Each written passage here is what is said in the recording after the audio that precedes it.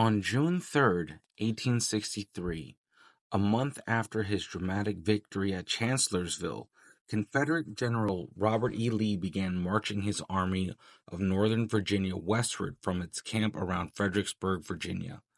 Once through the gaps of the Blue Ridge, the Southerners trudged northward into Maryland and Pennsylvania.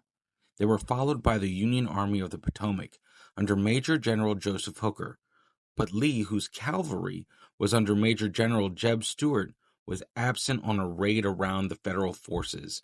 He had no way of knowing his adversary's whereabouts. The two armies touched by chance at Gettysburg on June 30th.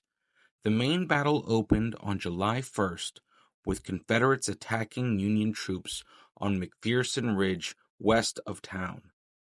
Though outnumbered, the Federal forces held their position until afternoon, when they were finally overpowered and driven back to Cemetery Hill, south of town. During the night, the main body of the Union Army, now commanded by Major General George G. Meade, arrived and took up positions.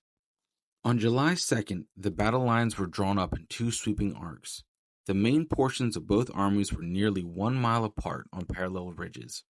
Union forces on Cemetery Ridge, Confederate forces on Seminary Ridge to the west. Lee ordered an attack against both Union flanks. Lieutenant General James Longstreet's thrust on the Federal left turned the base of Little Round Top into shambles, left the wheat field strewn with dead and wounded, and overran the peach orchard. Farther north, Lieutenant General Richard S. Ewell evening attack on the Federal right at the East Cemetery Hill and Culp's Hill, though momentarily successful, could not be exploited to Confederate advantage. On July 3rd, Lee's artillery opened a 2-hour bombardment of the Federal lines on Cemetery Ridge and Cemetery Hill. This, for a time, engaged the massed guns of both sides in a thundering duel for supremacy, but did little to soften up the Union defensive position. Then some 12,000 Confederates advanced across open fields towards the Federal center in an attack known as Pickett's Charge. The attack failed and cost Lee over 5,000 soldiers in 1 hour.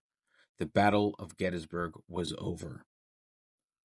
On November 19th, President Abraham Lincoln traveled to Gettysburg to take part in the dedication ceremonies for a new soldiers' national cemetery.